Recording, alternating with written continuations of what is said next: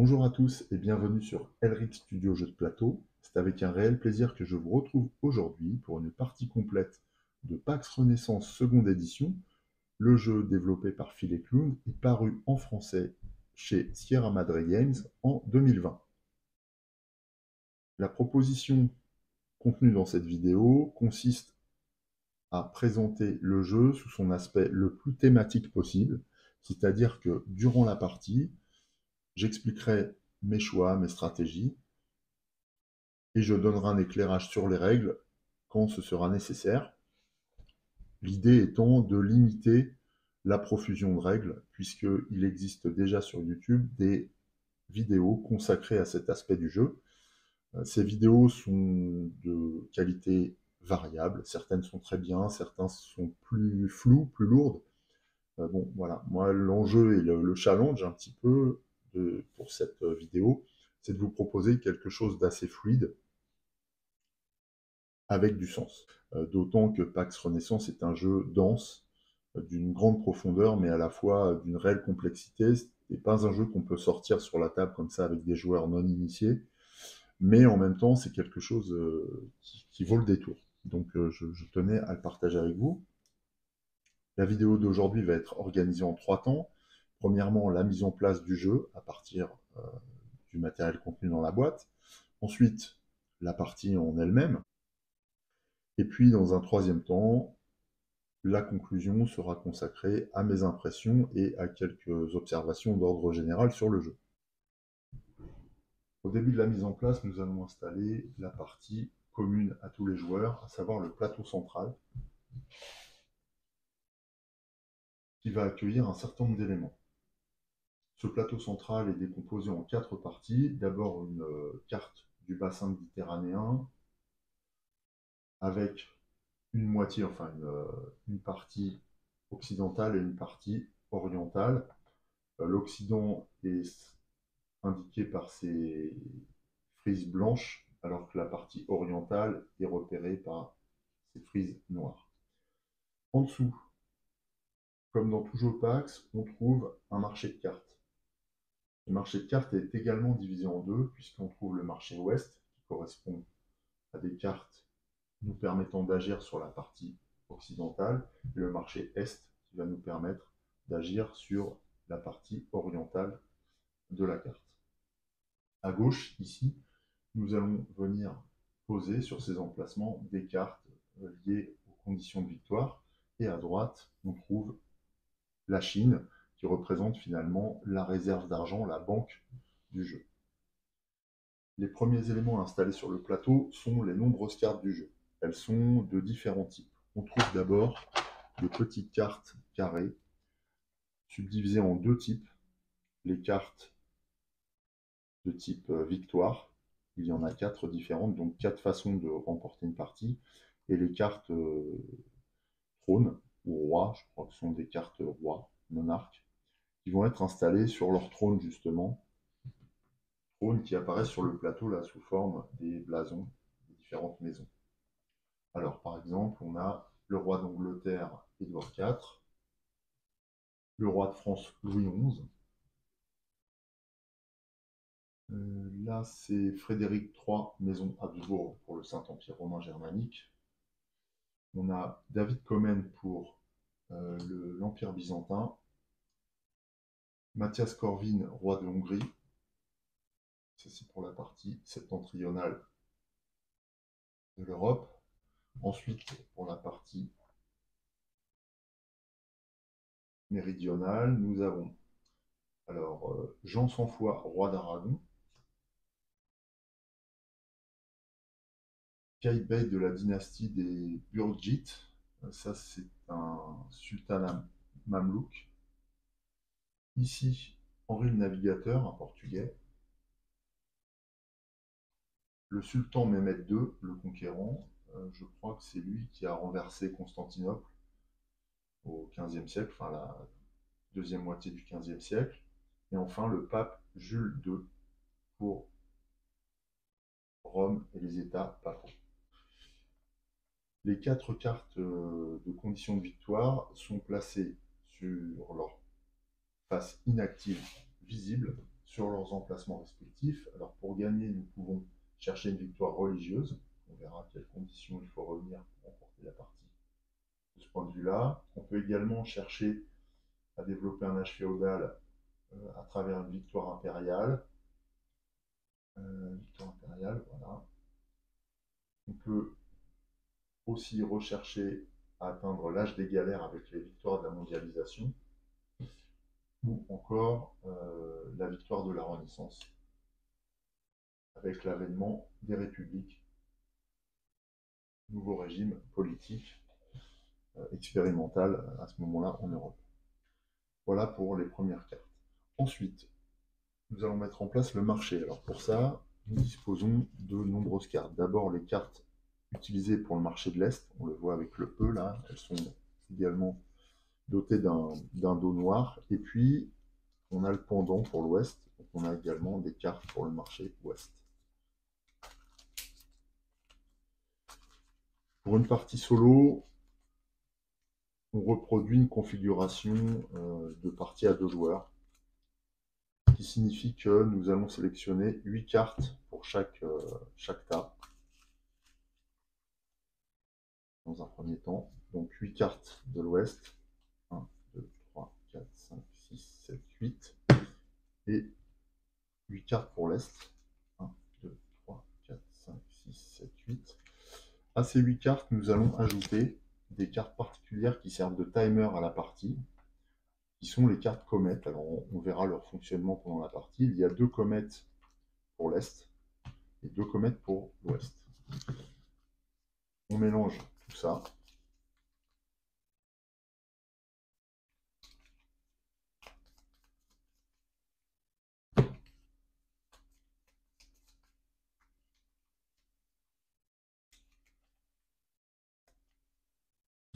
Et par-dessus, on vient, je vais couper, tiens, et par-dessus, on vient poser 8 cartes pour chaque marché. 1, 2, 3, 4, 5, 6, 7, 8, c'est-à-dire 4 cartes par joueur. Ça, c'est pour l'Ouest. 1, 2, 3, j'ai pas coupé là. 1, 2, 3, 4, 5, 6, 7, 8. Voilà. Toutes les autres cartes sont mises de côté et ne seront pas utilisées pour cette partie, ce qui confère au jeu une grande rejouabilité, un compte tenu des tas de cartes restants. Ces 2 paquets de cartes vont constituer là la pioche de l'Est et ici la pioche de l'Ouest. En début de partie, on va révéler les 6 cartes pour compléter les emplacements à gauche du plateau. Donc, une première carte ici, seconde, et ainsi de suite. On va révéler ça pour les deux marchés. Je fais ça hors caméra. Une fois les premières cartes du marché révélées, il nous reste simplement à retourner face cachée les cartes de gauche dans le marché de l'Est et dans le marché de l'Ouest, simplement parce que celles-ci ne seront pas à l'achat et qu'elles seront utiles à autre chose. Nous allons également jouer avec une variante qui s'appelle Astrologie et qui va nous permettre de deviner en fait ce qui nous attend en matière de pioche. Donc pour cela, eh bien, on révèle les premières cartes de chaque pioche, sachant que celles-ci ne seront pas à l'achat. On doit attendre qu'elles soient dans le marché pour pouvoir les acheter. Mais en tout cas, on sait à quoi s'attendre, ce qui peut faciliter un petit peu les choses pour les joueurs. Voilà. Moi, j'aime bien jouer avec cette variante-là. Il n'y a rien d'obligatoire. On peut jouer aussi de manière complètement fermée. Sur le plateau central, il nous reste 2 éléments à étaler. D'abord, la monnaie du jeu, donc, qui sont des florins. Alors, il y a 2 types de pièces. Des pièces jaunes, donc ce sont ces pions acryliques, peuvent être remplacés par n'importe quelle pièce, hein, si vous préférez utiliser des pièces métalliques, mais en tout cas dans le jeu sont fournis ces pions acryliques. Le jeton jaune vaut 1 florin, le jeton rouge vaut 5 florins. Nous avons également 4 jetons différents, 2 noirs, 2 blancs, qui eux représentent les emporiums. Alors les emporiums sont les extrémités des routes commerciales que nous allons utiliser pendant la partie. Ces routes commerciales sont définies par les flèches blanches et noires présentes sur le plateau en Méditerranée, Atlantique, Manche et mer du Nord. Voilà. Au début de la partie, on pose des disques sur plusieurs emporiums qui sont fermés, c'est-à-dire que les comptoirs auxquels ils correspondent ne sont pas disponibles. Il faudra les ouvrir par des actions diverses pour pouvoir commercer dans ces secteurs-là. Voilà, et puis c'est tout, hein. C'est tout. Donc au début de la partie, on a comme emporium d'ouvert, je ne dis pas de bêtises, tout s'est fermé. Donc on a Tana qui est ouvert, Trébizonde, donc plutôt la partie orientale de l'Europe, et les autres emporiums sont fermés. Voilà. On verra quelles sont les conséquences et quel est l'intérêt aussi de manipuler ces emporiums pendant la partie, parce que ce jeu garde une dimension économique, bien sûr, dans les actions liées au commerce maritime du bassin méditerranéen, enfin centré sur le bassin méditerranéen. Pour les joueurs, nous récupérons ensuite un plateau à l'effigie du banquier que nous allons incarner. Pour nous, il s'agit de Jacob Fugger, qui est un banquier d'Augsbourg, alors que notre adversaire va incarner Bartolomeo Marchioni de la banque Marchioni de Lisbonne. Ce n'est pas un banquier italien. À Pax Renaissance, le joueur humain va démarrer la partie. Le matériel de chaque joueur est également composé de blasons qui nous serviront à marquer l'influence auprès des différents trônes des empires présents sur la carte. Et nous disposons également de petits pions en bois, comme ça, sculptés, qui ressemblent à des pions d'échecs. Ces pièces appartiennent à un ensemble de pièces que nous allons utiliser, à la fois au niveau du plateau joueur, mais également au niveau du plateau central. Et d'ailleurs, nous allons déployer un certain nombre de pions en bois sur le plateau.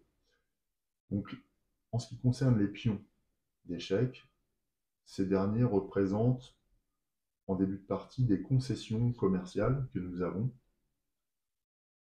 Donc là, en ce qui concerne les Fugger, ils ont une concession sur une route commerciale au nord de l'Europe, alors que les Marchioni en ont.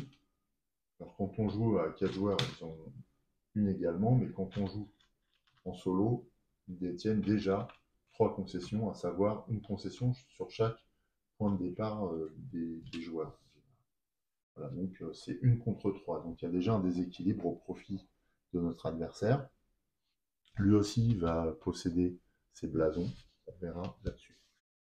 Pour en terminer avec la mise en place, nous allons également déployer un certain nombre de pièces d'échecs sur le plateau. Alors il y a 4 types de pièces en plus des pions d'échecs. Nous avons d'abord les cavaliers. Je vais mettre là. Des bateaux qui sont en fait désignés sous le terme de pirates. Les fous qui vont représenter des inquisiteurs. Et les tours qui vont représenter encore d'autres forces en présence. Il y a exactement 3 couleurs de pièces. Les pièces de couleur or représentent les chrétiens, les pièces vertes représentent les musulmans, et les pièces rouges représentent les protestants. Donc la dimension religieuse va être omniprésente au sein des actions que nous allons entreprendre, dans la mesure où nous sommes dans une Europe, enfin dans la mesure où nous sommes dans un monde où la religion occupe une place extrêmement importante, encore plus qu'aujourd'hui, à la fois dans la politique, dans la société, mais également dans les affaires. En matière de déploiement sur le plateau en début de partie, eh bien, il nous suffit de poser sur le plateau les pièces correspondant aux emplacements entourés d'une étoile, comme ça ici par exemple. Là, c'est un cavalier doré à Tolède. Ici, c'est un autre cavalier doré pour Paris. À Londres, on trouve une tour dorée. À Vienne, une autre tour dorée. Et ainsi de suite. Donc je vais finir de déployer ça hors caméra pour gagner du temps. Mais on va voir qu'on va déjà disposer d'un certain nombre de pions sur la table. Alors l'ensemble pièces déployées sur le plateau représentent des familles de nobles, qui peuvent être en effet chrétiennes ou musulmanes, qui correspondent à l'environnement politique de la période dans laquelle on va commencer la partie. On est aux alentours de 1450. À ce moment-là, on a une centralité qui s'opère autour de Constantinople. C'est pour ça qu'on a plusieurs pièces qui correspondent à cet emplacement. Constantinople est le centre à la fois culturel, économique et politique du bassin méditerranéen. C'est pour ça que c'est vraiment une place un petit peu à part et d'importance. Il y a aussi d'autres indications, d'autres informations sur le plateau qu'on va découvrir au fur et à mesure parce que ça fait vraiment beaucoup d'informations là en début de partie disponibles. Tout cela pour représenter sur le plan thématique l'écosystème dans lequel chacun de nos banquiers va évoluer et va essayer d'influer pour transformer l'Europe et les empires qu'elle contient à son avantage, donc dans son intérêt de banquier. Voilà, c'est un petit peu la thématique du jeu. Donc il s'agit pour nous d'agir un peu comme des mécènes auprès des différentes familles de nobles, des différentes religions, des différentes structures commerciales pour nous garantir un avenir radieux et souvent au détriment de nos concurrents. Bien sûr, nos intérêts ne sont pas les intérêts de la société, par exemple. On ne va pas forcément agir pour l'amélioration des conditions de vie de chacun des peuples, mais bien entendu, nous allons rechercher les plus grands profits, qu'ils soient politiques, diplomatiques ou économiques. Une fois que les pièces d'échecs sont totalement déployées, eh bien, il ne nous reste plus maintenant qu'à nous lancer dans la partie. Alors, on va voir que le début n'est pas toujours évident. Il nécessite au préalable de bien observer le marché de cartes ainsi que les forces en présence. C'est ce qui va déterminer nos premiers choix. Bien sûr, je vais vous expliquer ça durant la partie que nous allons démarrer immédiatement. Alors, à Pax Renaissance, la partie s'arrête quand l'une des conditions de victoire est atteinte par un joueur. Là, en l'occurrence, en solo, ces conditions peuvent être atteintes soit par le joueur humain, soit par l'automa. Donc, il va falloir à chaque tour être vigilant à ce que fait notre adversaire. Mais on va voir que le déroulement du tour de jeu prévoit une vérification.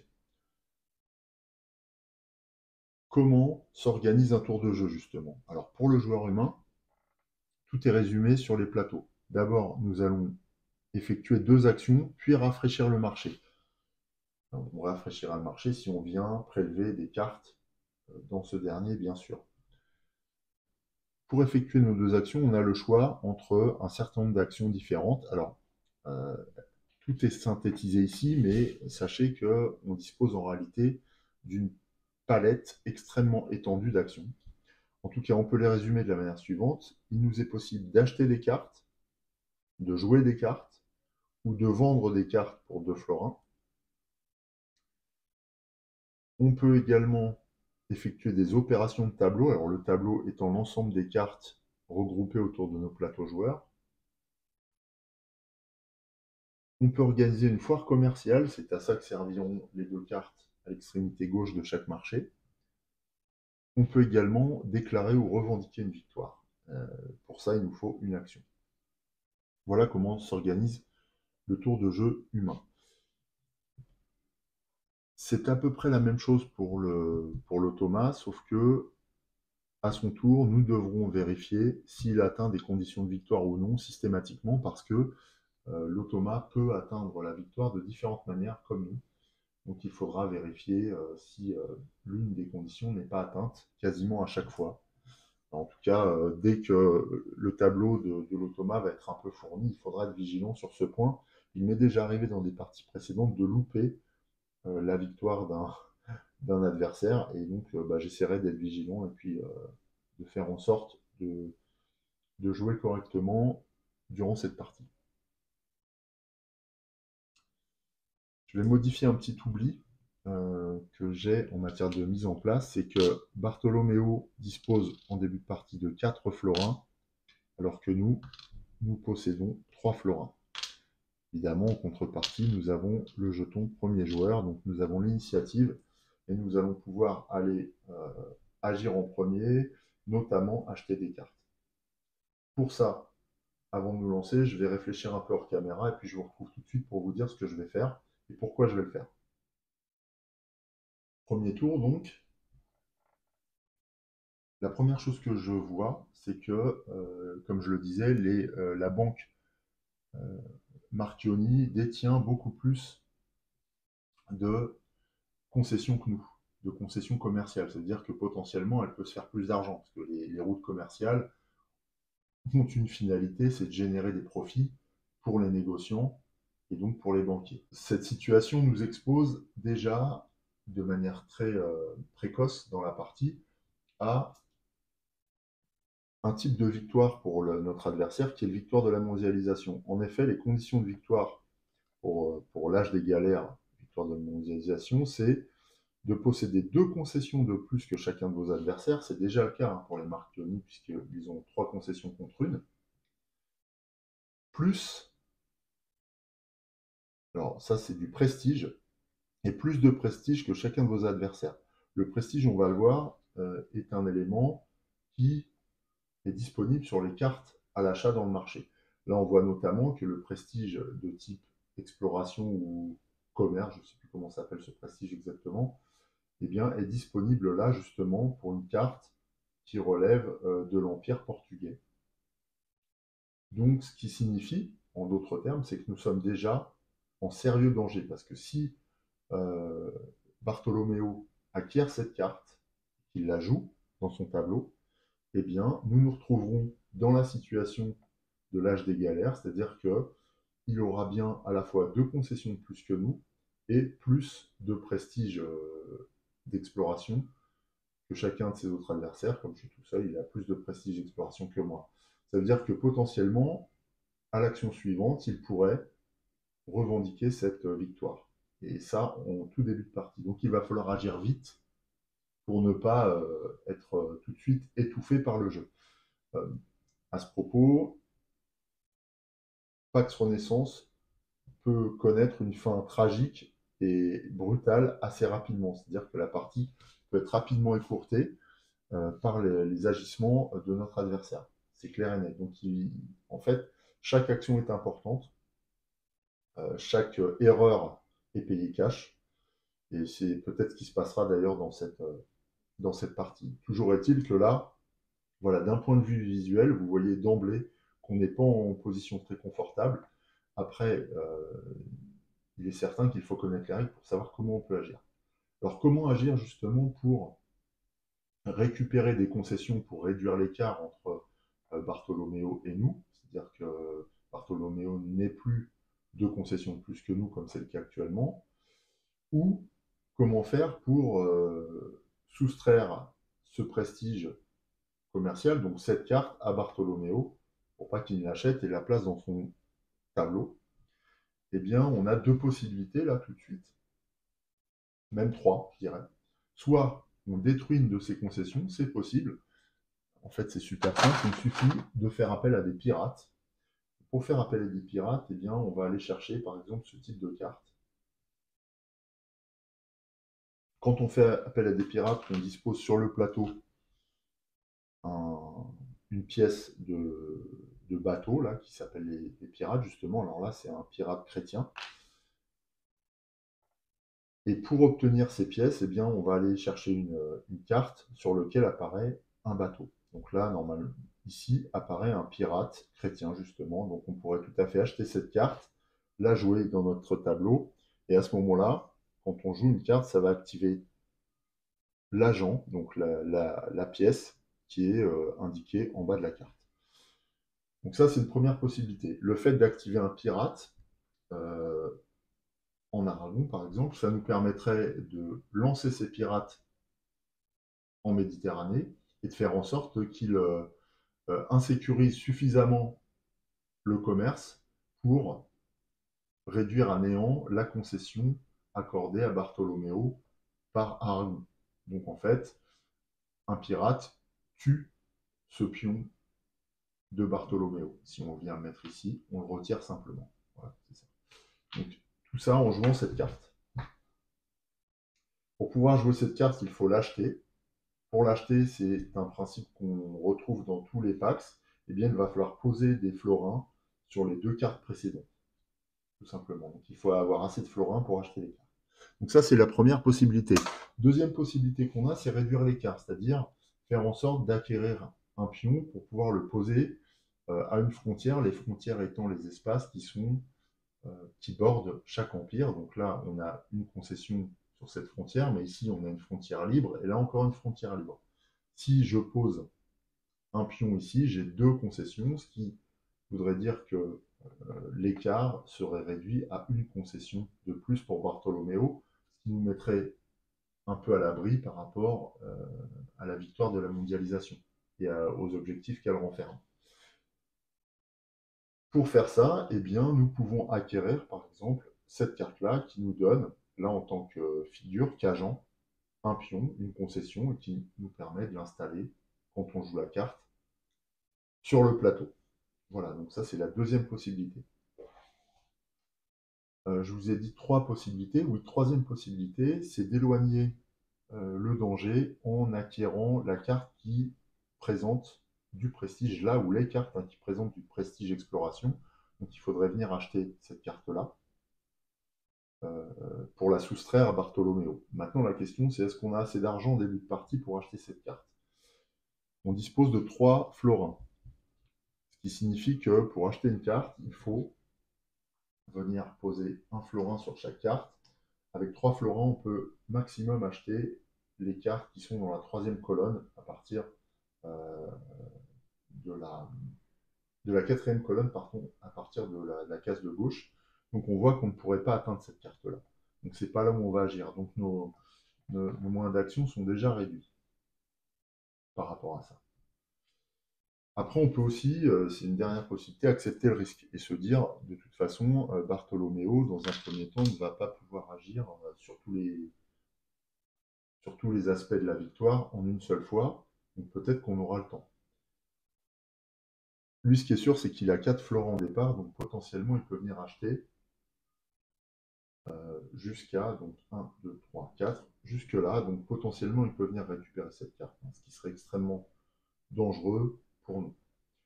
Sauf que lorsqu'on connaît les règles, on sait que Bartolomeo, dans un premier temps, au tout début de partie, il va viser, oula, mais je ne l'avais pas vu celle-là, il va viser le prestige le plus accessible, c'est-à-dire le plus à gauche, le moins cher.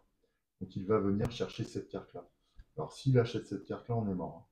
On est mort parce que là, c'est une carte de type prestige exploration qui lui donne en plus une concession supplémentaire. Donc celle-là, si on lui laisse, on est fichu. Et ça lui coûtera qu'un seul florin. Donc c'est clair et net, il ne faut pas lui laisser cette carte. Donc on va l'acheter. C'est ce que je vais faire tout de suite. On va acheter cette concession auprès du roi d'Angleterre. Donc je vais récupérer cette carte pour une action. Deuxième action, je vais jouer cette carte, sachant que je l'ai achetée dans le marché de l'Ouest. Je vais la poser dans mon tableau côté Ouest, voilà, comme le présente mon plateau de jeu. À partir du moment où je joue cette carte, j'active, je peux installer l'agent qu'elle indique sur le plateau. Donc là, je vais prendre un de mes pions qui va me permettre de créer une concession directement aux frontières de l'Angleterre. En l'occurrence, là, j'ai le choix. Soit je peux installer ma concession sur la frontière entre la France et l'Angleterre, qui est une concession très disputée, on s'en doute, entre France et Angleterre, mais qui est pour l'instant libre. Soit je viens réprimer, c'est-à-dire supprimer son pion. Mais pour ça, il faudra que je paye un florin, que je dédommage les marins ou la cour anglaise pour obtenir cette concession. Ou alors, il faut que je lui graisse la patte. Voilà, c'est une autre interprétation. Et d'ailleurs, c'est ce que je vais faire. Comme ça, je vais faire coup double. Ça va me coûter un florin, mais en attendant, je vais non seulement gagner une concession ici, mais en plus, je vais supprimer la sienne. Pour ça, je dois payer un florin. Quand on paye un florin, sous-entendu à l'Angleterre, je mets l'argent dans le secteur de la Chine. Ça me donne le droit de virer son pion et donc ainsi de rétablir un certain équilibre au niveau des concessions commerciales. Il existe aussi sur les cartes une autre, un autre effet qui s'appelle l'effet one shot, qui est représenté par cette petite bombe là. Alors là, c'est une bombe blanche. Elles peuvent être de différentes couleurs. Et là, ce one shot a un effet particulier qui est souvent lourd de conséquences pour les joueurs. Là, en l'occurrence, il consiste à déplacer le commerce de l'île aux épices. Lors de l'installation, je vous ai parlé de l'emporium. Donc, déplacer le commerce de l'île aux épices consisterait à prendre le jeton pour ouvrir l'emporium du Portugal et de la monarchie catholique et de l'orienter vers un emporium précédemment ouvert qui deviendrait donc fermé, donc là Trébizonde. Sauf que pour faire ça, il y a une condition de prérequis.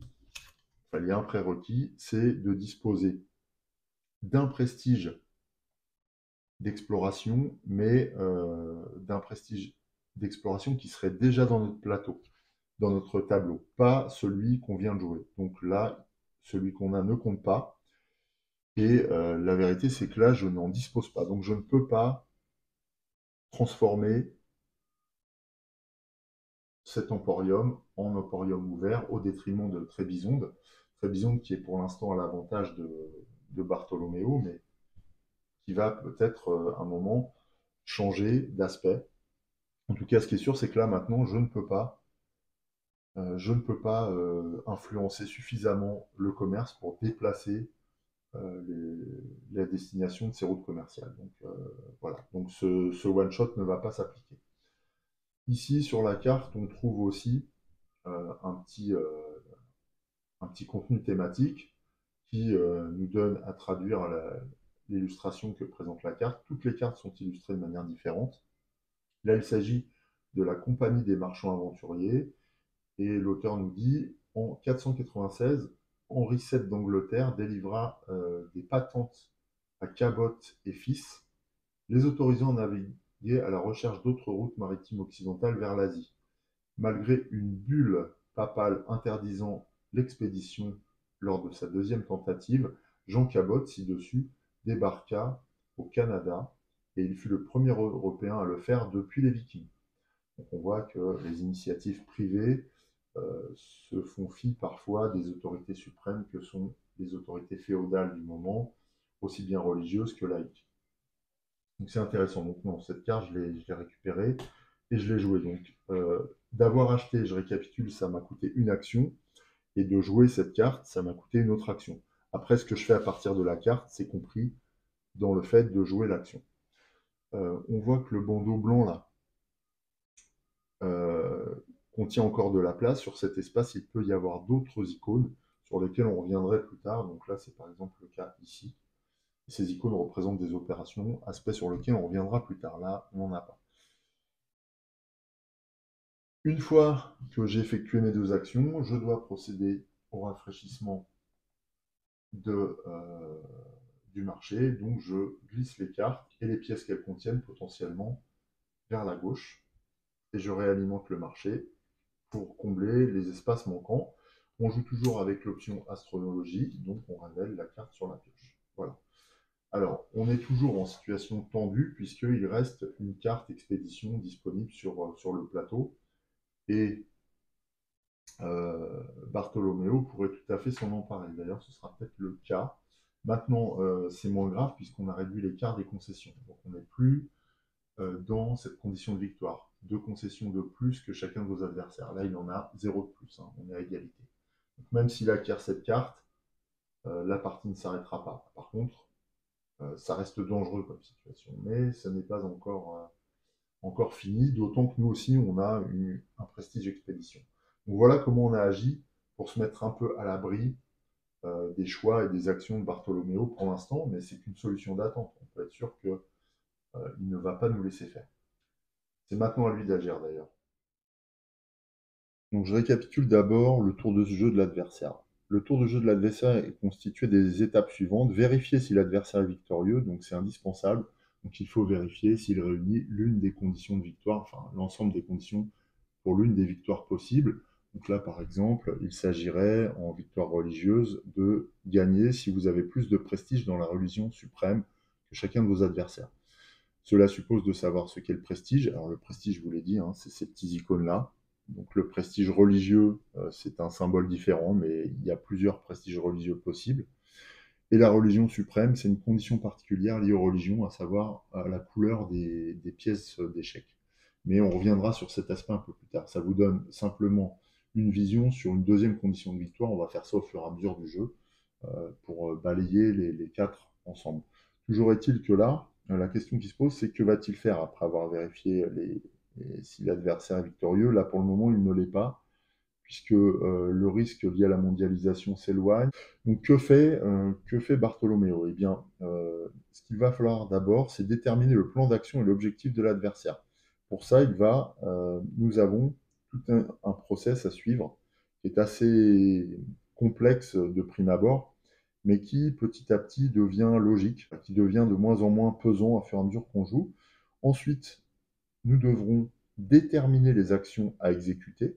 Pour ça, eh bien, il y a un tableau à consulter. Alors déjà un organigramme pour savoir vers quoi s'orienter, et ensuite un choix d'action en fonction de la situation qu'on a identifiée et des décisions prises dans l'organigramme. Là encore, c'est lourd, et d'ailleurs, c'est ce qui est reproché au jeu, hein, c'est cette technicité nécessaire pour faire fonctionner l'automa, ce qu'on peut comprendre. Mais une fois que c'est compris, ça va. Une fois qu'on a déterminé les deux actions à exécuter, on passe à la phase d'action et enfin à la phase de rafraîchissement. Donc ces deux étapes-là sont les mêmes que nous. Pour ce premier tour, je vais avec vous voir comment on détermine le plan d'action et l'objectif de l'adversaire. Donc pour déterminer le plan d'action, on va avoir la rubrique O2, O3 et O7. Donc O2, c'est déterminer le plan d'action et l'objectif. O3, c'est les priorités d'objectif. Et O7, eh bien, c'est ce fameux... Ah non, O7, O7, voilà, c'est le fameux organigramme décisionnel. Alors, pour déterminer le plan d'action, on va déjà regarder s'il y a présence ou non d'une comète, puisque vous savez qu'on a mis des cartes comètes qui servent aussi de chronomètre pour la partie, dans les différentes pioches. Là, il n'y a aucune carte comète dans le marché. Si une carte comète apparaît ici, ça ne compte pas. C'est de l'astrologie, donc ça n'influencerait pas l'action de l'automa. Là, en l'occurrence, dans le marché, il n'y a pas de carte comète, donc on peut passer. S'il n'y a pas de carte comète, on va vérifier le déclencheur. Donc le déclencheur, on commence en haut et on s'arrête à la première ligne qui satisfasse les conditions du déclencheur dans le tableau, dans un tableau O8 que je vais vous montrer maintenant. Ensuite, on va regarder dans le même tableau, après avoir sélectionné un déclencheur, l'objectif qui correspond. Et puis ensuite, on déterminera un nouveau plan d'action en fonction des résultats de la première action. Nous aurons besoin de vérifier les priorités des objectifs le cas échéant. Alors c'est assez facile en fait parce que tout est logique dans le tableau. C'est-à-dire que les objectifs sont classés. Il y a un objectif principal, un objectif secondaire, un objectif prestige. On regarde d'abord la colonne objectif principal. Si aucun objectif est atteignable, on regarde l'objectif secondaire, puis l'objectif prestige. C'est aussi simple que ça. Alors il y a une petite condition pour l'objectif prestige, mais pour l'instant, ce n'est pas d'actualité, donc on ne va pas s'apesantir là-dessus. Toujours est-il que là, il n'y a pas de comète, donc la colonne présence d'une comète n'est pas à retenir. On va regarder la colonne déclencheur. Dans cette colonne déclencheur, on va vérifier si la condition de déclencheur est appliquée. Par exemple ici, le joueur a au moins 2 royaumes de plus que l'adversaire. Détenir 2 royaumes de plus que l'adversaire, ça veut dire avoir 2 rois dans son tableau de jeu. Moi, j'en ai aucun, donc cette condition n'est pas vérifiée. L'adversaire a moins de républiques que le joueur. L'un et l'autre, on n'a aucune république. Les républiques, en fait, ce sont les cartes rois retournées sur leur face, sur leur face contraire. Donc, ce sont ces faces-là, blanches, qui sont des républiques. Comme pour les rois, on n'a pas de république. On continue. Ensuite, une religion dite suprême a plus de croyants dans ses théocraties que toutes les autres religions. Alors là, il faut déterminer ce qu'est une religion suprême. Une religion suprême, c'est une religion qui réunit deux conditions. D'abord, elle a le plus d'inquisiteurs en jeu. Donc en jeu, ça peut être principalement sur les plateaux joueurs. On verra que les inquisiteurs sont souvent joués, enfin, la plupart du temps, sur les tableaux des joueurs. Là, il n'y en a aucun inquisiteur. Donc déjà, une des conditions n'est pas vérifiée. Ce qui est sûr, c'est qu'il n'y a aucune religion suprême dominante, si vous voulez, pour l'instant. La deuxième condition, comme ça vous le saurez, c'est qu'elle rassemble plus de fidèles dans ces théocraties que les autres religions. Les théocraties sont les empires marqués d'un symbole religieux.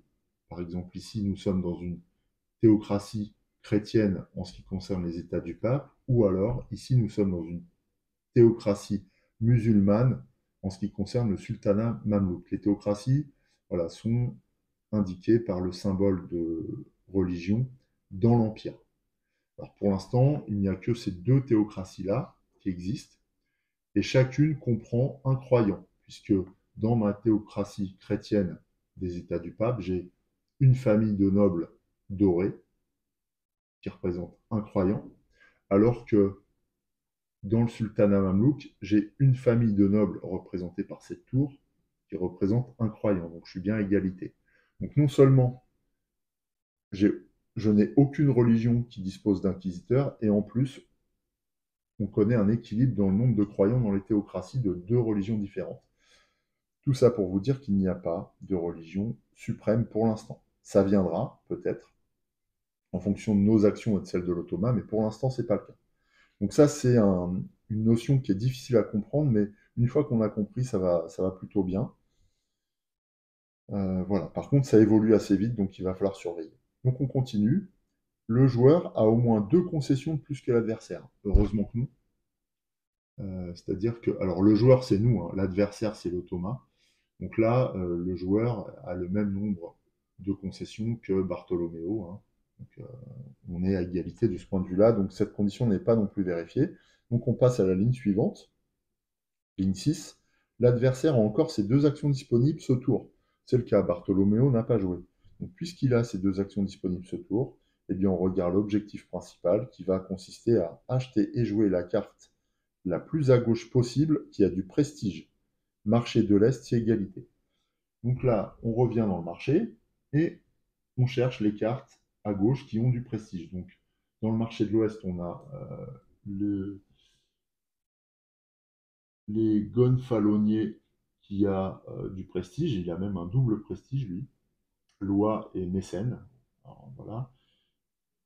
Ici, il n'y a pas de prestige, donc on peut être sûr que la première carte qu'il va le chercher à acheter, c'est celle-là. Donc on n'a plus qu'à exécuter l'ordre. Donc avec sa première action, il va prendre un florin et dépenser un florin pour acheter cette carte. Deuxième action, comme nous, il joue cette carte. C'est une carte qui vient du marché de l'Ouest, donc il la joue à l'Ouest. Puisqu'il joue cette carte, il va pouvoir dépêcher les agents qu'elle contient, qu'elle présente, donc là c'est 2 cavaliers, dans l'empire localisé par la carte. Donc là il s'agit des États du pape. En fait, l'empire consolide la présence chrétienne, hein, c'est une espèce de mission qui est organisée sur le territoire, enfin, dans l'ère d'influence de l'empire. Donc là, en fait, il y a une ville, Alger, qui va se voir dotée, même si là on a un symbole de tour musulmane, qui va se voir accueillir des troupes, enfin des nobles chrétiens, qui vont avoir comme mission d'étendre, alors je me trompe d'ailleurs, parce que on est en Aragon, là c'est plutôt les États du pape. Donc dans les États du pape, le but, ça va être d'étendre l'influence du papal, justement, en diffusant la noblesse chrétienne dans toute l'ère d'influence de l'Empire. Là, en l'occurrence, il n'y a pas de ville dans laquelle poser ces pièces, donc l'Ottoman ne va pas les déployer, tout simplement. Donc voilà, cette carte, pour le coup, a peu d'effet. Mais attention, ce n'est pas le seul intérêt de déployer des agents, il y a d'autres intérêts, c'est que déjà, elle contient un double prestige, et puis tout un tas d'icônes là qui représentera des opérations qui deviendront disponibles par la suite pour Bartolomeo, le cas échéant. En plus, cette carte comporte un petit parchemin là marqué d'un sceau rouge, comporte donc un pouvoir. Donc ce pouvoir est activé dès qu'on joue la carte. Et là, c'est le pouvoir de condottière qui dit que Venise peut contenir 2 cavaliers or au lieu d'un.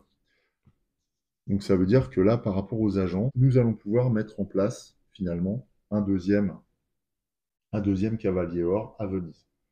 Donc, ce qui vient un petit peu en contrecarrer les règles qui sont visibles sur la carte, mais puisque c'est un pouvoir particulier, c'est tout à fait autorisé par le jeu.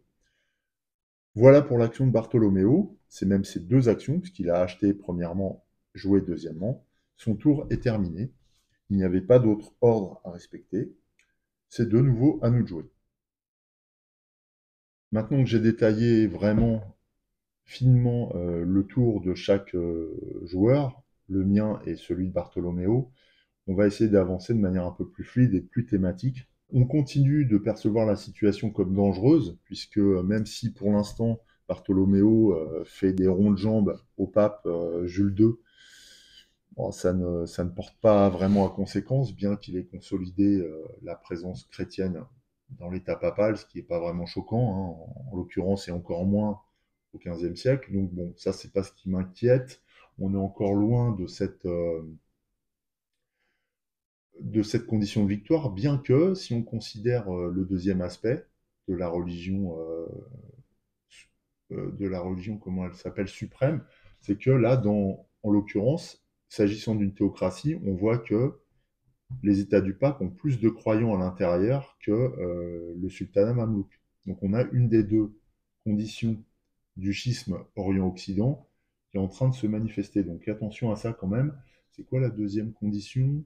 Vous gagnez si vous avez plus de prestige dans la religion suprême. Alors le prestige dans la religion, c'est par exemple dans la religion chrétienne, le prestige c'est celui-ci. Donc le petit losange là avec la croix chrétienne dedans. Ça c'est du prestige. Donc s'il acquiert cette carte, eh bien c'en est fini de la banque fugueur et la partie s'arrête puisqu'il aura consolidé ses positions auprès de la chrétienté. En plus, il déploiera un inquisiteur, donc il en aura plus que les autres religions. Toutes les conditions du schisme Orient-Occident seront réunies. Il remportera la partie au tour suivant, puisqu'il devra revendiquer cette victoire. Donc on va éviter ça, mais avant cela, nous allons rafraîchir le marché. Donc rafraîchir le marché, c'est comme pour nous.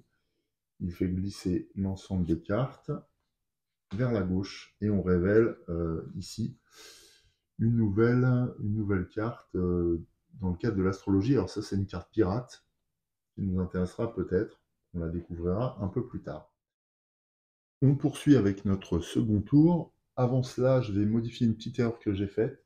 Tout à l'heure, quand j'ai réprimé la concession présente à la frontière entre le royaume d'Angleterre et le royaume et la monarchie portugaise, j'ai réprimé donc un pion de la famille Marchionni. J'aurais dû le mettre sur la carte du roi de l'empire concerné. J'avais réprimé avec une carte dont la localisation correspondait à l'Angleterre, donc je mets ce pion de Marconi sur le roi d'Angleterre. Cette position donne au pion une valeur de paysan, mettons, qui peut être utilisée lors de guerres civiles, notamment. Je reviendrai sur ce point. En attendant, voilà, la concession n'est pas tout à fait perdue. En fait, le principe, c'est que, ayant récupéré la concession, je fais des mécontents en Angleterre, et potentiellement, ce mécontentement peut se transformer en menace contre moi dans le cadre de certains événements qui pourraient être déclenchés par nos adversaires. Voilà, j'ai modifié l'erreur que j'avais commise. Donc maintenant, on reprend.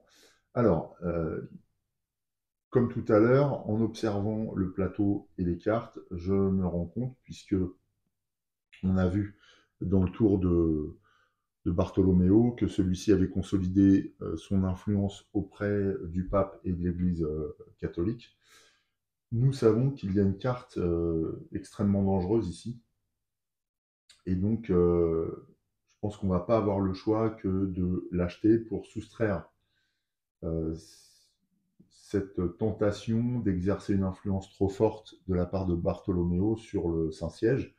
Donc, eh bien, nous, on va s'emparer de de cette carte, c'est-à-dire que nous allons nous rapprocher de l'ordre des prêcheurs. En tant que maître de l'ordre des prêcheurs dominicains, Thomas Cajetan composa plusieurs ouvrages dirigés contre Martin Luther et façonna ainsi la politique des délégués papaux en Allemagne. Donc on va se rapprocher de cet ordre des prêcheurs et de son représentant Thomas Cajetan, pour éviter que ne le fasse Bartholoméo. Pour ça, il va falloir qu'on acquiert cette carte. Le problème, c'est qu'il ne nous reste qu'un florin. Alors, il serait possible en l'état d'acheter cette carte en dépensant un florin, en la mettant ici. Le fait est que si on achète la carte sans agir au plan commercial avant, eh bien, on va être totalement démuni. L'argent va être en circulation et potentiellement sera récupéré par Bartholoméo. On a intérêt à faire attention parce que non seulement on subirait la situation au niveau religieux, mais en plus sur l'aspect économique. J'ai deux actions à mon tour. Donc là, ce que je vais faire, je vais essayer de récupérer de l'argent présent dans le marché de l'Ouest en organisant une action commerciale. L'action commerciale en question, elle fait partie des actions potentiellement disponibles autour du joueur, c'est-à-dire organiser une foire commerciale. Pour ça, eh bien, je vais déclencher une action de foire commerciale qui se déroule en plusieurs étapes. Celle-ci a lieu dans le marché de l'Ouest. En fait, je choisis l'un des deux marchés. En toute logique, je vais choisir surtout le marché qui comporte des fonds en circulation pour que ce soit intéressant. Et vous allez pourquoi je vais choisir aussi le marché de l'Ouest, c'est-à-dire l'itinéraire correspondant aux routes commerciales blanches. C'est simplement parce que dessus, si Bartholoméo a des concessions, moi aussi, je suis présent, donc je vais pouvoir, grâce à ces concessions, récupérer des droits de passage sur les marchandises transitant par ces routes. Et c'est à ça que servent les foires commerciales. Cependant, une foire commerciale, ça dynamise aussi l'écosystème économique, mais également ça a des répercussions sur la dimension politique et religieuse des zones concernées par ces flux commerciaux. Donc on va voir que ça va modifier l'état de la carte et donc le contexte dans lequel on doit agir et influencer de nouveaux acteurs potentiellement. Donc c'est pas sans conséquence. Maintenant, j'ai pas trop le choix. L'argent est indispensable, donc on va aller en chercher. Donc première action, je déclenche une foire commerciale. Alors pour ce faire, je ressors les règles pour ne rien oublier, parce qu'il y a un certain nombre d'étapes. Alors pour organiser une foire commerciale, il faut d'abord commencer en première étape par générer les profits et défausser la carte, là, en termes de mécanique, qui nous sert de monnaie d'échange, on va dire. Ce sont les marchandises échangées, ça représente le flux commercial qui génère ces profits. Donc, comment fait-on? Eh bien, on récupère simplement un florin dans la Chine. Alors, c'est moi qui récupère ce florin, qui vient le poser dans le marché. Donc là, j'ai dynamisé le commerce. Ensuite, je défausse la carte pour montrer que ce flux passe et je ne pourrai plus compter dessus pour générer de nouveaux profits. Ça, c'était la première étape. Deuxième étape, c'est l'étape dite de subvention. C'est-à-dire que là, nous allons commencer à répartir les profits en fonction des concessions présentes sur la trajectoire du flux commercial. Alors le flux commercial va suivre la route blanche, puisque nous sommes à l'ouest.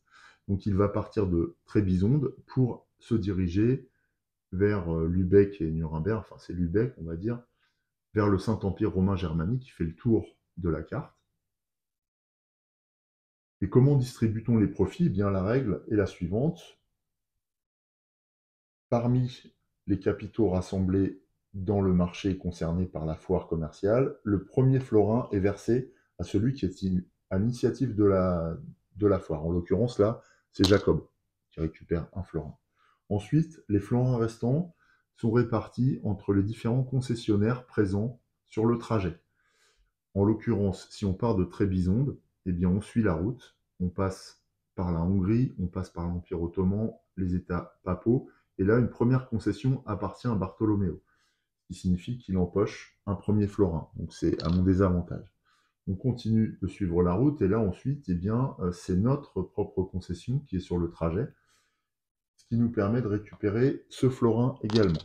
Il n'y a plus de florin dans le marché. Dans ce cas-là, le trajet, le flux s'interrompt puisqu'on considère que ma concession a mis fin à la transaction, c'est-à-dire que les navires concernés par ce transport marchand se sont arrêtés au niveau de Bordeaux ou Nantes ou La Rochelle.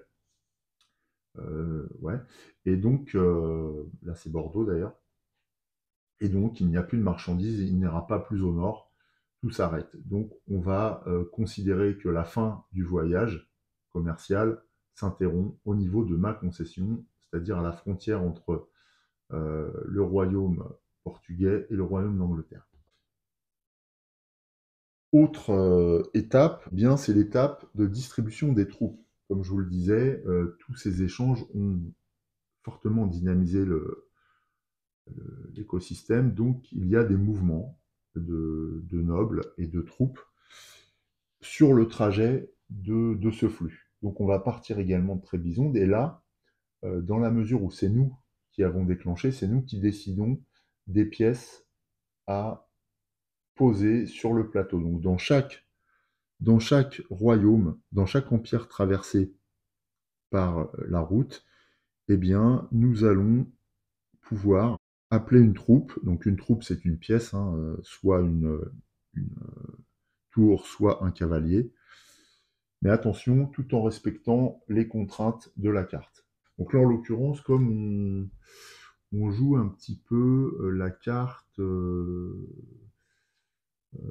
on va acheter cette carte-là de la chrétienté, sachant que celle-ci va nous donner un inquisiteur, donc un fou. Est-ce qu'on n'aurait pas intérêt à renforcer la chrétienté, même à l'Est? Ça peut être intéressant, notamment par l'apport de cavalier. Je vais faire ça. Alors, j'ai pas beaucoup d'expérience là dans cette configuration de jeu. C'est la première fois que j'ai à faire ce genre de choix. Non, je me suis trompé. Je dois prendre un cavalier chrétien, donc doré, et le mettre ici. J'aurais pu choisir d'implanter une tour protestante. Ensuite, on suit la route. On passe par la Hongrie. Là, je n'ai pas le choix. Il n'y a que Varna qui est disponible. Donc là, cette fois, c'est un cavalier protestant. Il sera une famille de nobles, de chevaliers protestants. On poursuit par l'Empire ottoman, donc on peut soit implanter une tour chrétienne à Rhodes, soit une tour protestante à Modon. On va implanter une tour chrétienne. Encore que de la diversité. Je sais que l'Ottoman, par exemple, choisit la diversité, mais je ne suis pas sûr que ce soit à notre avantage. Donc je vais mettre des nobles chrétiens plutôt ici. On poursuit, puisque le voyage a permis aux navires de traverser les États du pape. Ici, il n'y a rien de particulier, sauf qu'il y a une règle particulière qui renvoie au condottiere vénitien, sachant que Bartolomeo détient la carte condottiere. Certains pouvoirs de carte, par exemple le duché de Ferrare, le Louvre-Rimini et Confalonière, permettent à la ville de Nice d'accueillir 2 pièces or au lieu d'une. Dès qu'une ou plusieurs de ces cartes sont mises en jeu, et si l'icône cavalier de Venise est dorée, Venise est considérée comme inoccupée si elle détient moins de 2 pièces. Bon là, en l'occurrence, elle détient 2 pièces, donc j'ai relu la règle. Donc ici, on ne peut pas ajouter une pièce supplémentaire. Le trajet se poursuit en Aragon. Là, on peut ajouter une tour à Alger, mais ce sera une tour islamique. Une famille noble musulmane. Dernière étape avant la fin du voyage, c'est pareil, à Grenade, c'est une famille de nobles musulmanes également. Une fois cet apport de troupes sur la carte, donc voilà, le paysage humain évolue, notamment noble évolue, eh bien, on va déclencher la fin du voyage. Et donc, cette fin de voyage intervient soit à la dernière concession s'il n'y a plus d'argent, soit s'il reste de l'argent au bout du trajet signalé par la flèche.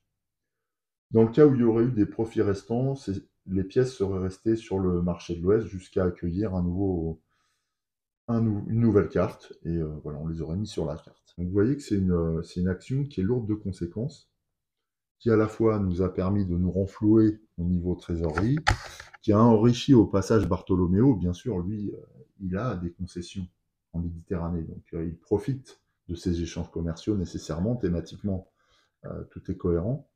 Et puis, on l'a dit, les influences culturelles circulent et les idées circulent en même temps que les marchandises, ce qui est le propre du 15e et du 16e siècle. C'est en cela qu'on parle de première mondialisation, d'où cet objectif ici possible pour déclencher une victoire liée à cette fameuse mondialisation. Bon, il nous reste une autre action.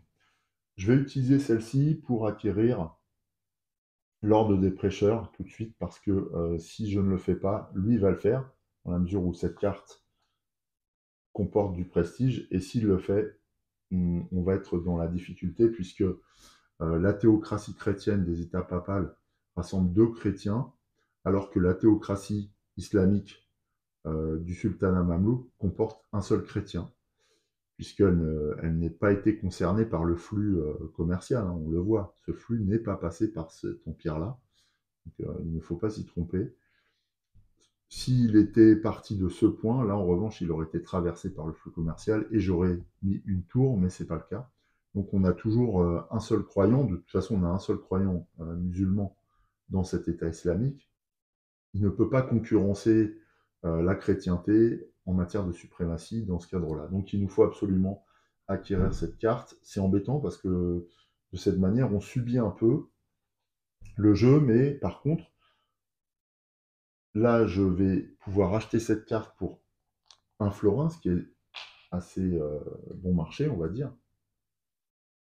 Alors, comme il n'y a plus de carte ici, je dois absolument poser mon, mon florin sur la colonne du dessous qui comporte elle-même une carte. Je peux récupérer la carte visée. Mais comme il ne me reste qu'une action, je ne peux pas jouer cette carte, donc je vais la garder dans ma main, qui va correspondre à l'emplacement sous mon plateau de jeu. On passe à une phase de rafraîchissement du marché et on continue. Alors cette fois, ce marché, cette zone est libre, donc la carte va aller jusqu'au bout et on va compléter le marché avec une nouvelle carte. Donc cette fois, c'est une reine qui arrive, donc c'est Marie Laroche. Alors je vous parlerai des reines un petit peu plus tard, mais on voit que celle-ci comporte une action one-shot couronnement qui est très très importante, puisqu'elle nous permet ni plus ni moins, par une action de mariage, de récupérer un monarque dans son tableau. Donc ce sont des cartes extrêmement puissantes. Et là, on a une deuxième reine. Cette fois, c'est Marguerite d'Anjou. Dans la mesure où cette carte est à gauche, eh bien, on la retourne et elle constitue désormais le futur marché de l'Ouest. Voilà. On a rafraîchi le marché. C'est désormais à Bartholoméo d'agir. Le bon côté, là, même si on n'a pas joué cette carte, on a quand même éloigné le danger quant à la suprématie de la chrétienté, parce que même si Bartholoméo acquiert une carte qui lui permettrait d'acquérir cette suprématie, puisque là il y a une carte avec le prestige chrétien, et bien au tour suivant, avant qu'il ne rejoue et qu'il réclame la victoire, on pourrait jouer cette carte, ce qui viendrait briser euh, sa seule influence auprès de la religion suprême. On serait deux à détenir la religion suprême, donc il n'aurait plus la deuxième condition de l'influence, du prestige dans la religion dominante. Voilà, donc je sais que c'est un petit peu dense, mais voilà comment les choses se mettent en place. Bartholoméo a 4 florins. Nous allons d'abord vérifier qu'il n'y ait pas de condition de victoire. Donc pour le moment, il a un prestige de type mécène et de type loi. Ça, c'est la loi. Je ne sais pas si vous voyez, mais en fait, c'est une statue avec une balance, style République romaine. Bon, voilà. Voilà la situation pour l'instant. Donc, dans la mesure où nous avons... alors lui, il n'a pas de prestige pour l'instant dans la religion dominante. Donc là-dessus, il ne peut pas revendiquer la victoire religieuse. Il n'a pas de roi dans son tableau, donc il ne peut pas revendiquer la victoire impériale. Il n'a pas deux concessions de plus que nous. On a égalité, donc il ne peut pas revendiquer la victoire de mondialisation. Et il n'a pas plus de république que nous et du prestige de loi suffisamment pour nous distancer. Donc pour l'instant, aucune condition de victoire n'est vérifiée. Aussi, on peut réfléchir à son plan d'action. Donc première chose à vérifier, est-ce qu'il y a une comète quelque part? Non, il n'y a pas de comète, donc on passe au déclencheur dans le tableau. Alors, le déclencheur dans le tableau, eh bien, on suit. Le joueur a au moins 2 royaumes de plus, non. L'adversaire a moins de républiques que le joueur, non. Une religion dite suprême a plus de croyants dans une théocratie que toutes les autres religions combinées. Une religion dite suprême. Alors là, oui, il y a une religion qui a plus de croyants, mais elle n'est pas suprême parce que, pour l'instant, il n'y a pas de pour qu'une religion soit suprême, il faut qu'il y ait plus d'inquisiteurs de sa couleur en jeu. Ce n'est pas le cas. Ce qui peut arriver assez vite, puisque moi, j'ai un inquisiteur là. Une religion dite suprême a plus d'inquisiteurs non plus. Le joueur a au moins 2 concessions de plus que l'adversaire, ce n'est pas le cas. Donc on repasse à la ligne 7. L'adversaire a encore 2 actions disponibles, donc Bartholoméo a bien ces 2 actions. Il peut du coup acheter et jouer la carte la plus à gauche possible, qui a du prestige, marché de l'Est et égalité. Donc là, c'est ce qu'il va s'employer à faire. Donc là, il y a une carte avec du prestige. Cette fois, c'est la carte Liberté des frisons. Alors ça concerne la frise médiévale, qui, par principe, a connu une liberté totale, puisque le schéma féodal n'était pas présent jusqu'au XVe siècle, et ça a pris fin au moment du renforcement de l'Empire romain germanique. Voilà, je vous résume la carte. Toujours est-il que cette carte a une localisation au Royaume de France, elle a du prestige type loi, elle a une capacité vote, on verra de quoi il s'agit, et une capacité siège. Elle permet de déployer une tour de type tour chrétienne, noble chrétien, et comporte un one-shot conspiration. Il n'y a pas de prestige sur la carte présente à l'est, donc c'est cette carte que va acheter Bartholoméo pour une action. Donc il paye systématiquement. On verra qu'il y a des moments où il ne donne pas autant de florins que nous, mais là en l'occurrence il doit payer. Puisqu'il lui reste 2 actions, il va jouer cette carte immédiatement. Donc jouer cette carte, ça implique qu'il va essayer de placer la tour. Donc essayer de placer la tour dans le territoire de l'Empire du Royaume de France. Il y a un emplacement tour disponible.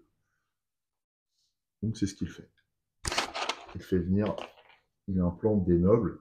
En fait, il installe des nobles qui sont en relation avec lui, donc il influence également ce royaume. Autre chose, il regarde s'il déclenche ou non sa conspiration. Alors non, ça c'est même avant d'installer l'agent. Donc on va regarder s'il joue sa conspiration. Pour ça, c'est précisé, en fait, dans les règles. Il y a une règle particulière quant au one-shot, quand l'adversaire joue à partir de la ligne 6. Alors je sais, c'est un peu technique, mais c'est pareil, une fois qu'on le sait, c'est bon, on l'a compris. Donc, cette règle, c'est la seule fois où l'adversaire achète une carte dans un but autre qu'un one-shot, c'est-à-dire que c'est pas son but premier, là il a acheté une carte pour acheter une carte, est la ligne 6 du tableau 8. C'est celle qu'on a vue. Acheter et jouer la carte la plus à gauche possible qui a du prestige. C'est ce qu'on a fait. À ce moment-là, on doit utiliser le point O5H pour déterminer si le one-shot devrait être activé. Le point O5H, eh bien, c'est dans la décision de l'adversaire. On va au O5H. En effet, il y a une rubrique one-shot. L'adversaire peut acheter une carte avec un one-shot dans le contexte de l'objectif principal de la ligne 6. Dans ce cas, il activera le one-shot si cela lui permet l'acquisition d'un royaume, soit par couronnement, par guerre civile ou par guerre de religion, ou bien si cela est autant ou plus dommageable pour le joueur que pour l'adversaire, déplacement du commerce ou apostasie par exemple. Là, en l'occurrence, il s'agit d'une conspiration.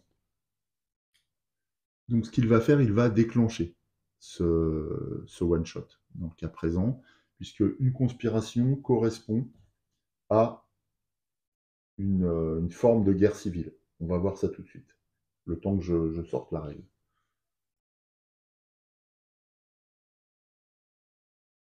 Alors, une conspiration est une guerre civile, comme je vous le disais. Celle-ci implique automatiquement une bataille.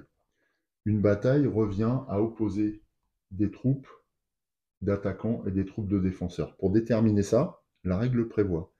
Je lis dans la rubrique guerre civile de la règle du jeu. Si vous lancez une conspiration, il s'ensuit une bataille. Les attaquants sont les agents de la carte jouée. Donc là, les agents de la carte jouée, c'est la tour chrétienne. Mais aussi les pirates éventuels sur les frontières. Il n'y a pas de pirates sur les frontières maritimes, ce sont mes concessions. Et la classe dirigeante réprimée. Alors, les classes dirigeantes réprimées, ce seraient des pions, enfin des pièces d'échecs présents sur la carte du roi Louis XI. Là, en l'occurrence, il n'y a pas de classe dirigeante réprimée, donc il n'y a pas de nobles particulièrement mécontents du roi. Donc ils ne vont pas se joindre à la conspiration. Les défenseurs, toutes les classes dirigeantes sur la localisation, c'est-à-dire les pièces dans les villes. Donc là, on a une autre famille de nobles, même si ce sont des chrétiens, elles constituent les défenseurs. Comment résoudre la bataille? Eh bien, les attaquants, donc ma tour, lancée par les frisons, va tuer le cavalier, mais va également être tué pendant la bataille. Donc les deux pièces sont retirées, ce qui va affaiblir considérablement cet empire, c'est-à-dire que les nobles sont décimés par les guerres, ce qui arrivait souvent d'ailleurs dans les guerres, la guerre de 100 ans par exemple, qui a décimé les familles des nobles France et d'Angleterre, entre le XIIe et le XIIIe siècle. Là, la France a été décimée, ce que montre bien cette action.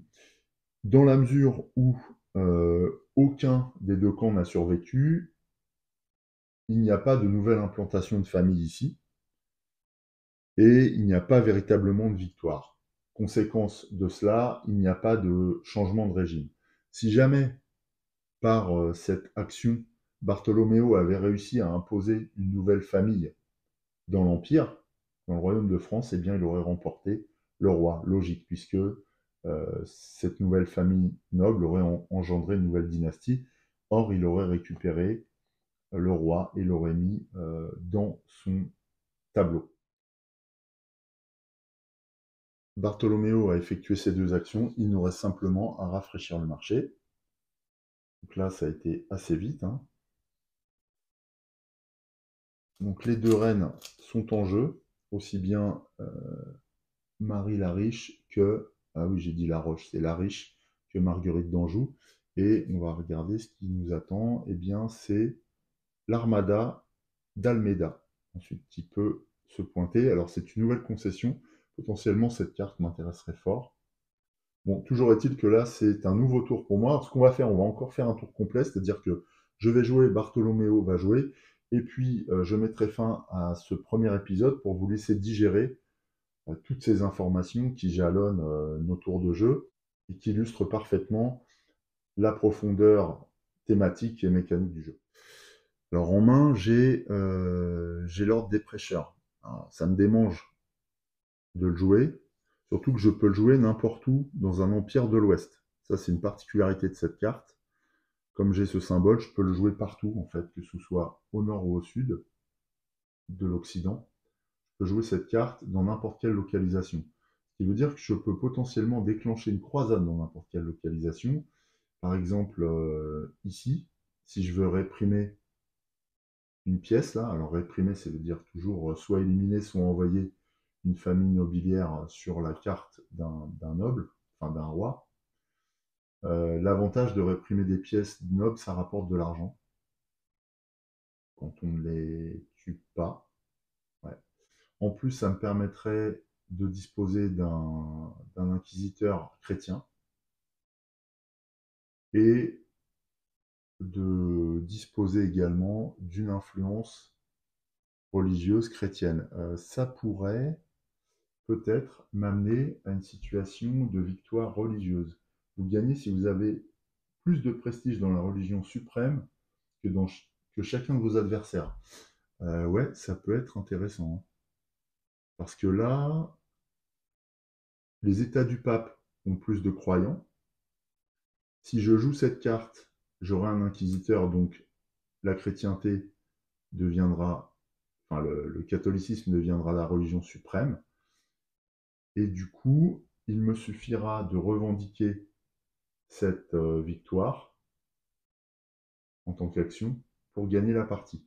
Maintenant, pour pouvoir revendiquer cette victoire religieuse, il me faut absolument attendre la survenance d'une comète, car ce sont les cartes comètes, quand on les achète, qui nous permettent d'activer les victoires. Eh oui.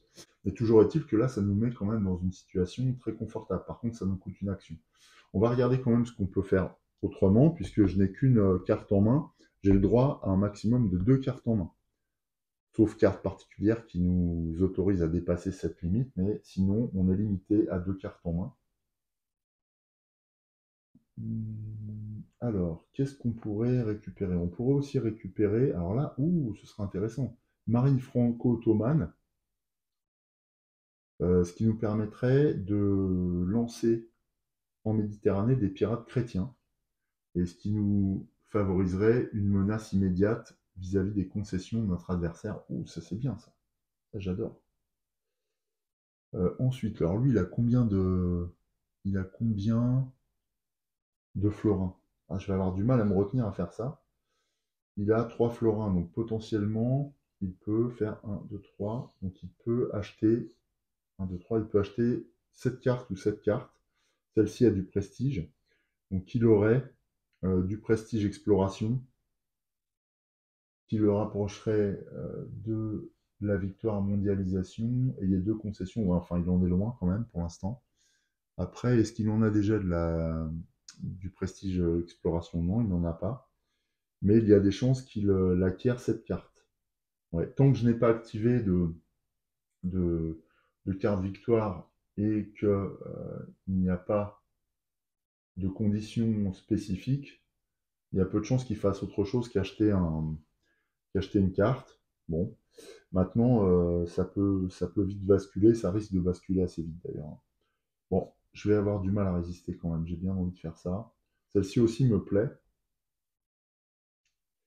mais je suis à l'abri du danger par rapport à une croisade éventuelle. Parce que moi aussi, j'ai une croisade avec des chrétiens, j'ai un inquisiteur potentiellement.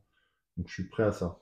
Donc ce que je vais faire, je pense que je vais acheter cette carte-là, ce qui me permettrait de miner en fait ces routes commerciales avec mes corsaires, mes pirates, et potentiellement de détruire ces concessions. Donc je vais faire ça, ça me coûte assez cher hein, par contre. Mais bon, tant pis. Donc pour 2 florins, donc je vais jouer 1, 2. Là je vais jouer à l'est.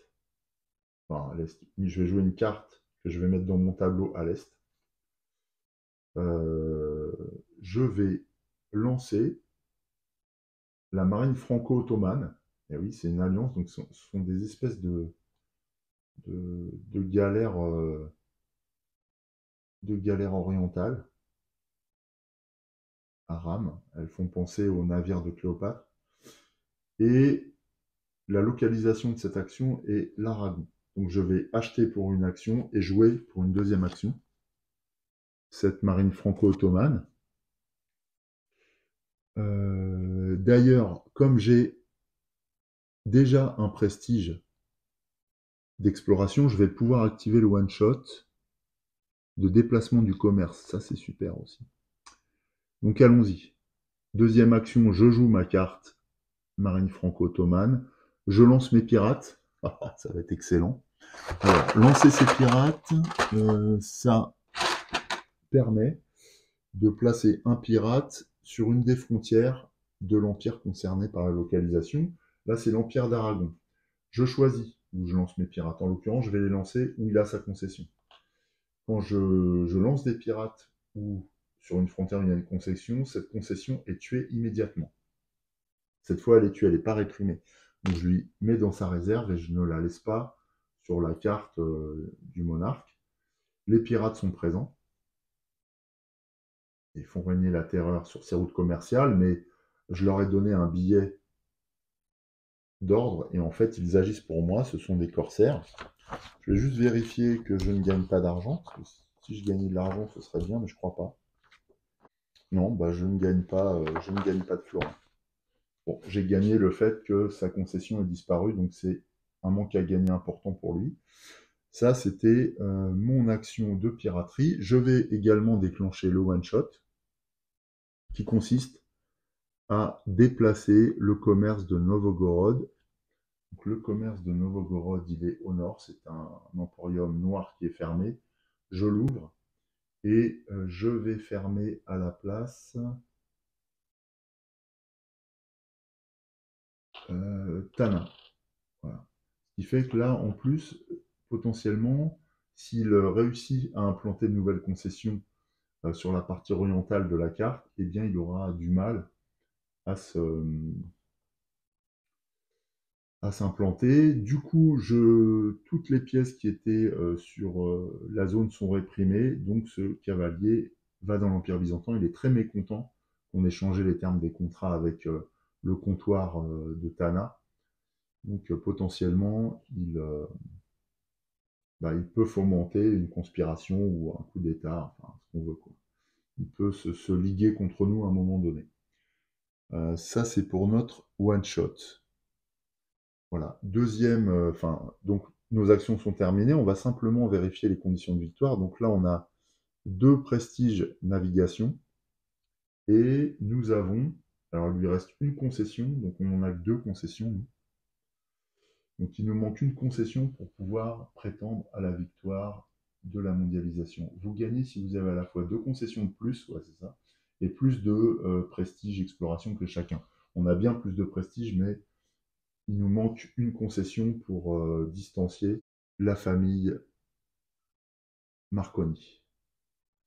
Ok, bon voilà, c'était pas un mauvais coup, mais ça a consommé toutes nos liquidités par contre. Donc il va falloir faire attention à cet aspect. Fin de notre tour, on rafraîchit le marché. Alors je crois que c'est une nouvelle reine qui arrive.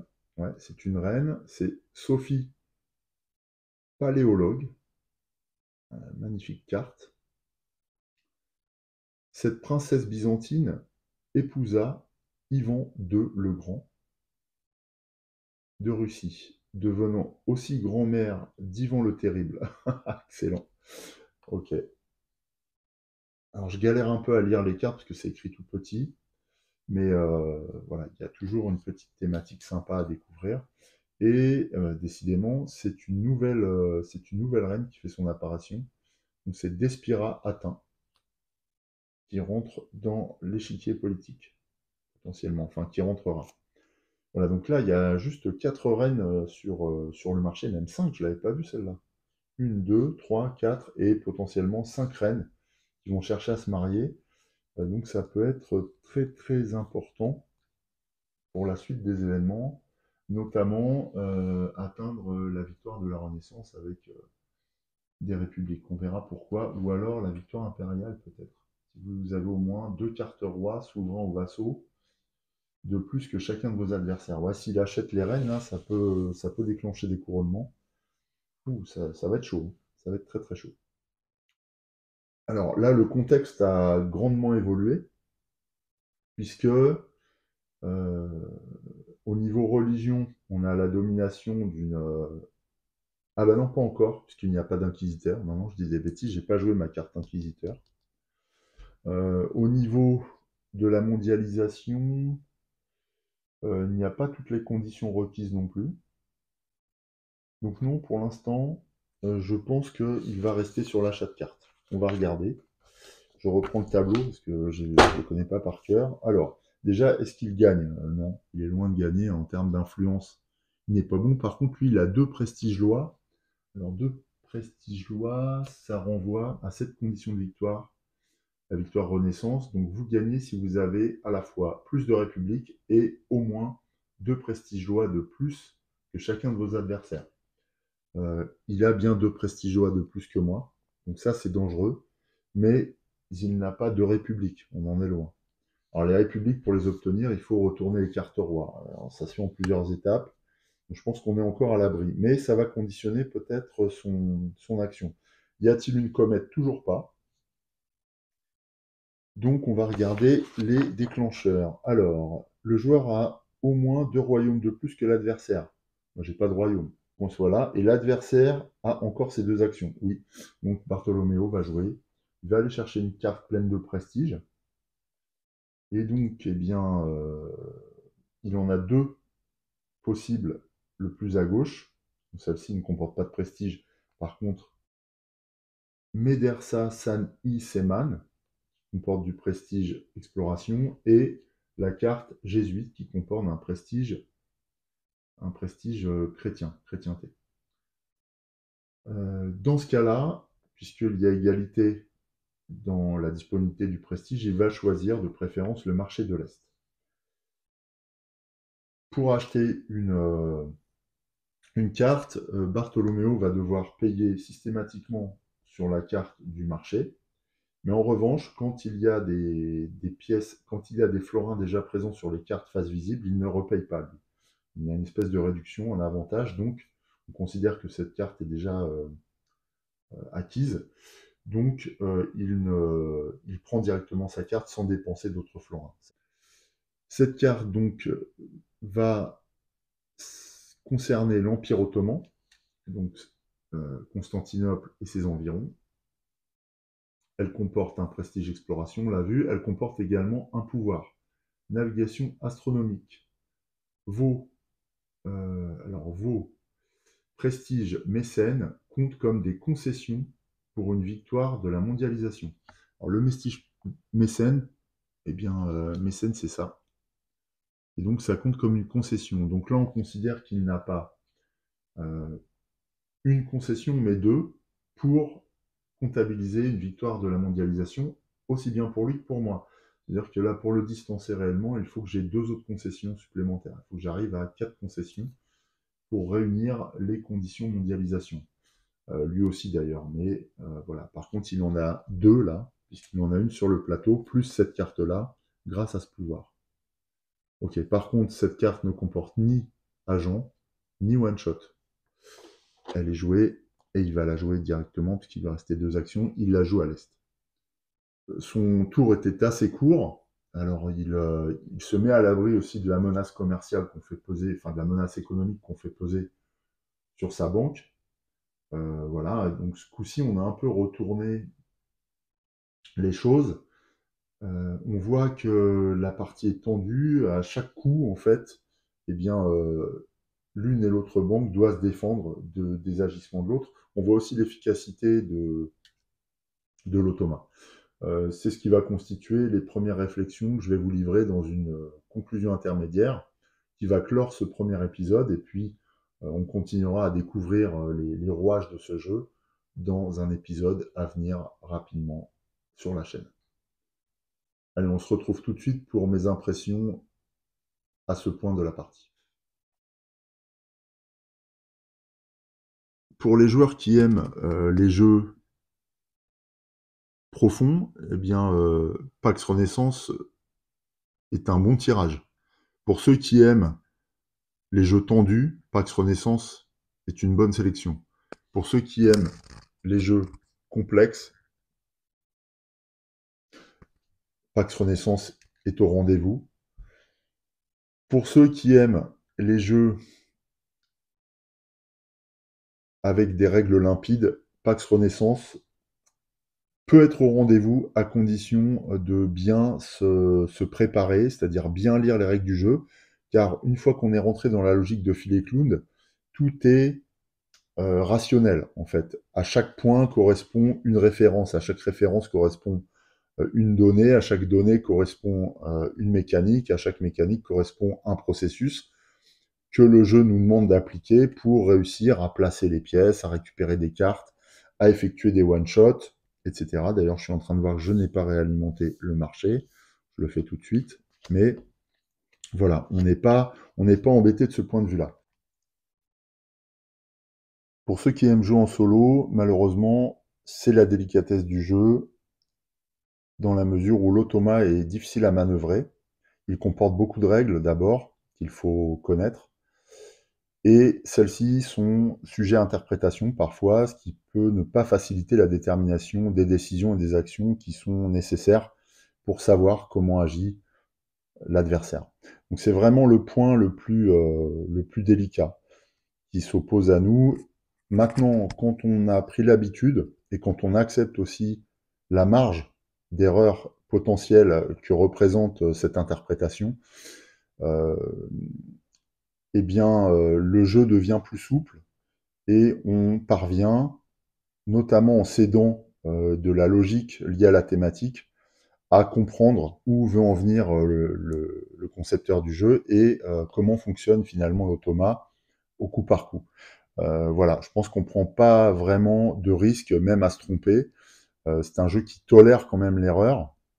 Le seul point qu'il ne faut pas louper, c'est bien d'identifier à chaque début de tour de l'automa si celui-ci rassemble des conditions de victoire ou non, parce que là, ça peut forcément mettre fin à la partie. Et si il nous arrive d'omettre de prendre en compte cet aspect, là, la partie s'en trouve complètement dénaturée et une potentielle victoire du joueur humain est forcément remise en question. Mais sinon, je pense que le jeu tolère quelques erreurs d'interprétation. C'est pas très très grave.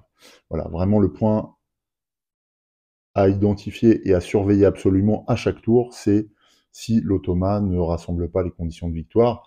Mais là encore, il y a plusieurs garde-fous dans le sens où il faut une comète, il faut qu'une carte soit activée, il faut que l'automa détienne suffisamment d'actions pour déclencher et revendiquer cette victoire. Donc ça nous met quand même à l'abri de cette situation extrême qui serait de voler la victoire à l'adversaire. Voilà, c'est tout pour aujourd'hui. Je vais vous laisser jusqu'au prochain épisode. En attendant, je vous souhaite une belle fin de journée. Portez-vous bien. Je vous dis à très bientôt. Salut!